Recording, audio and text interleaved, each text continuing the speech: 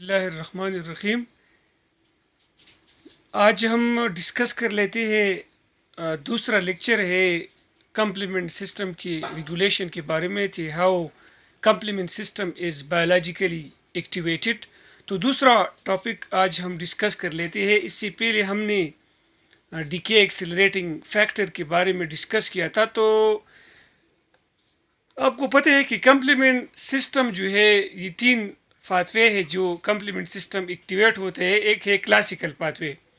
तो सबसे पहले हम डिस्कस कर लेते हैं कि क्लासिकल पाथवे किस तरह जो है रेगुलेट होता है।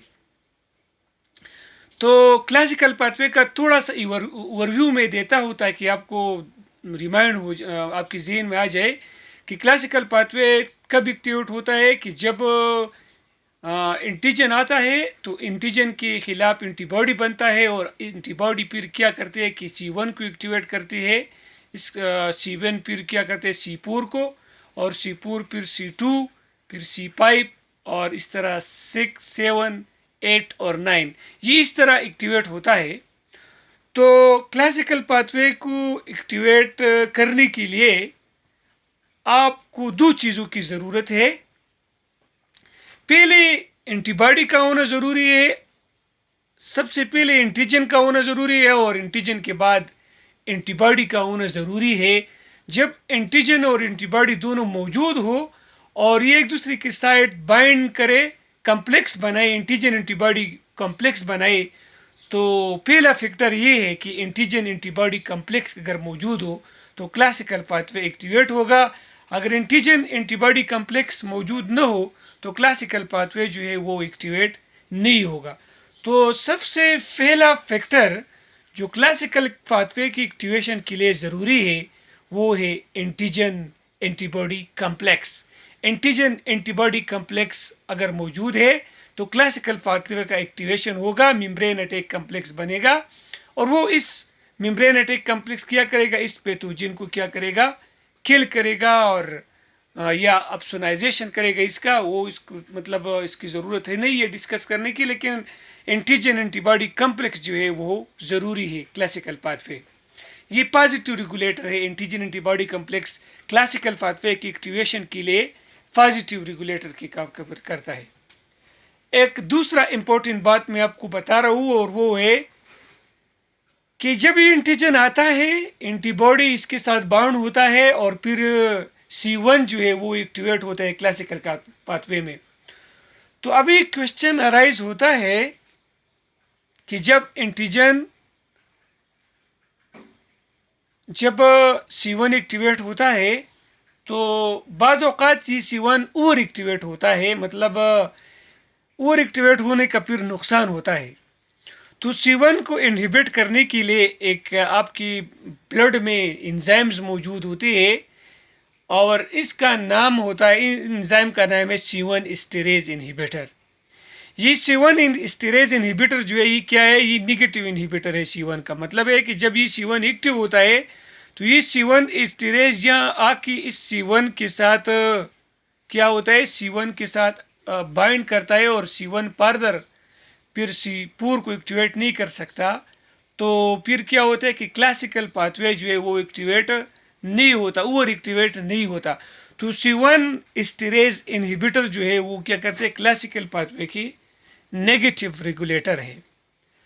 अभी क्वेश्चन अराइज होता है अगर ये C1 एस्टरेज का डिफिशिएंसी आ जाए, ठीक है, तो फिर क्या होगा, फिर ये होगा कि क्लासिकल पाथवे ओवर एक्टिवेट होगा और क्लासिकल पाथवे की ओवर एक्टिवेट होने की वजह से आपको पता है कि क्लासिकल पाथवे की एक्टिवेशन से जब C3 जो है C3 एक्टिवेट होता है C3, तो ये C3 का C3A पोर्शन जो है वो यहाँ पे बाहर आ जाता है, C4 भी बाहर आ जाता है और C2B जो है वो भी बाहर आ जाता है।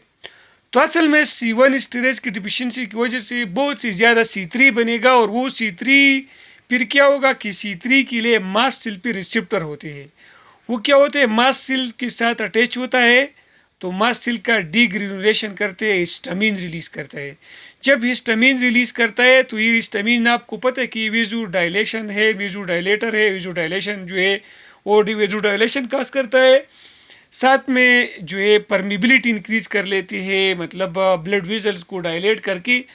तो अगर ये आपको पता है, अगर ये वेज़ोडाइलेशन ये कर लेते हैं यहाँ पर म्यूकोसल लिनिंग में, लेरेंजियल म्यूकोसा में यहाँ पर ये वेज़ोडाइलेशन करता है, स्टमक में ये कर सकता है, तो फिर क्या होगा कि यहाँ पे आपको जीआईटी डिस्टर्बेंस आ जाएगा। जब C1 एस्टरेज इनहिबिटर मौजूद नहीं होगा तो डिफिशिएंसी की वजह से यहाँ पर जीआईटी में डिस्टर्बेंस आ जाएगा, यहाँ पर हिस्टामिन रिलीज आएगा, वेज़ोडाइलेशन होगा, परमिबिलिटी इंक्रीज हो जाएगा और यहाँ पर लोकल इन्फ्लेमेशन भी काज होगा जीआईटी में, गैस्ट्रोइंटेस्टिनल ट्रैक में यहाँ पर स्वेलिंग आ जाएगी। ठीक है ना।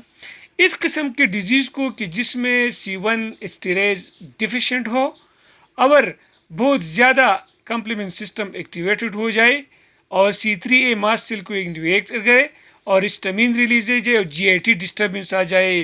ठीक है ना। इस कंडीशन को हम एंजियोन्यूरेटिक एडेमा कहते हैं। क्या कहते हैं? एंजियोन्यूरेटिक एडेमा। तो C1 की डिफिशिएंसी की वजह से, C1 एस्टरेज इनहिबिटर की डिफिशिएंसी की वजह से कौन सा डिजीज़ होगा? एंजियोन्यूरेटिक एडेमा। ये तो हो गया क्लासिकल पाथवे की निगेटिव रेगुलेटर और पॉजिटिव रेगुलेटर। अगर हम अल्टरनेटिव पाथवे की बात करें कि अल्टरनेटिव पाथवे किस तरह मतलब आपको पता है कि ये रेगुलेट होता है, तो सबसे पहले अल्टरनेटिव पाथवे में क्या होता है कि इसमें एंटीबॉडी की ज़रूरत नहीं होती, डायरेक्ट C3A की क्या होते हैं, क्लीव होते हैं C3A और B को, और फिर ये C3B जो है फिर BB के साथ B को एक्टिवेट करता है और फिर इसका C3BB बन जाता है और फिर एक और C3B के साथ ये अटैच होता है, तो ये कम्प्लेक्स बनाते हैं C3B BB C3B। तो इस सारा कम्प्लेक्स जो है फिर क्या होता है, ये सारा कम्प्लेक्स स्टेबल होने के बाद फिर क्या होता है, नेक्स्ट जो है आपको पता है कि नेक्स्ट फिर मेम्ब्रेन अटैक कम्प्लेक्स बनना स्टार्ट हो जाता है। अभी आपको पता है कि यहाँ पर एक पॉजिटिव रेगुलेटर है और वो इस कम्प्लेक्स को रेगुलेट करता है, इस कम्प्लेक्स के साथ बाइंड होकर इस कम्प्लेक्स को स्टेबल करता है।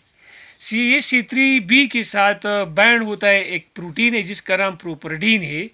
ये प्रोपर्डीन क्या करता है कि ये C3B पैथोजन की मेम्ब्रेन के साथ ये C3B बाउंड रखते हैं और स्टेबलाइज करते हैं, तो इसका नाम है प्रोपर्डीन। और प्रोपर्डीन पॉजिटिव रेगुलेटर है अल्टरनेटिव पाथवे का।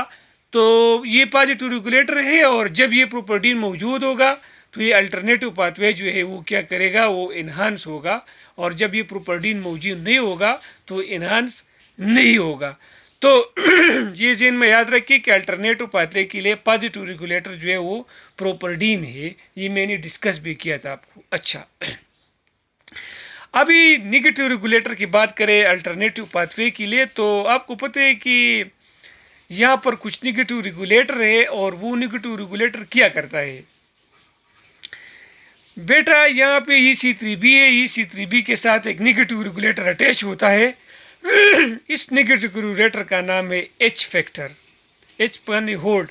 ये क्या करता है, ये C3B को होल्ड कर लेती है, C3B को होल्ड कर लेते हैं। तो फिर क्या होता है कि ये C3B जो है ये फर्दर मेम्ब्रेन अटैक कम्प्लेक्स बनाने में, टर्मिनल पाथवे बनाने में नाकाम होगा। तो फिर क्या होगा, ये निगेटिव H, इसको क्या कहते हैं, H फैक्टर। दूसरा है, इसको आपको पता है कि इस H फैक्टर के साथ एक कटर मौजूद होते हैं जो कट लगाता है, कट कर लेते हैं कम्प्लीमेंट सिस्टम को, मतलब उसका फर्दर पाथवे क्या करते हैं, इस पर कट लगाता है, इसका नाम है H फैक्टर। तो मतलब है कि H बांधी होल्ड और I बांधी I फैक्टर जो है वो कट लगाता है। तो I cut hold I cut, तो मतलब ये क्या कहते हैं कि मैं होल्ड करता हूँ और आप उस पर कट लगाई। तो ये अल्टरनेटिव पाथवे का निगेटिव क्या है, रेगुलेटर है। बाज़ औक़ात क्या होता है, बाज़ औक़ात ये एक बीमारी है जिसमें IgA एग्रीगेट बनते हैं और ये IgA एग्रीगेट जो है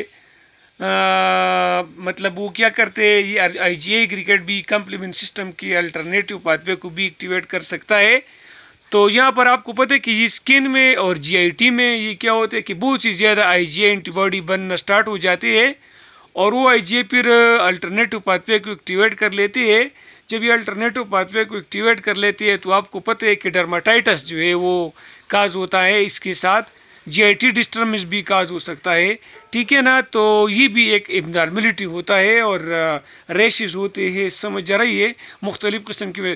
तो आज मैंने आपको मतलब क्लियर किया कि मतलब रेगुलेटर क्या है, क्लासिकल पाथवे के आई एंटीजन है, एंटीबॉडी है, C1 स्टीरेज है, ठीक है ना।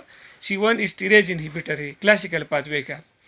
और अल्टरनेटिव पाथवे का एक रेगुलेटर जो है वो पॉजिटिव रेगुलेटर वो प्रोपर्डीन है। और इसके अलावा निगेटिव रेगुलेटर में एक H फैक्टर है और एक क्या है, I फैक्टर है, ठीक है। तो इंशाल्लाह नेक्स्ट लेक्चर में ये कॉम्प्लीमेंट सिस्टम का मतलब वो लेक्चर्स सीरीज ख़त्म हुआ, नेक्स्ट में आपको स्टार्ट कर ले तो व्हाट इज MHC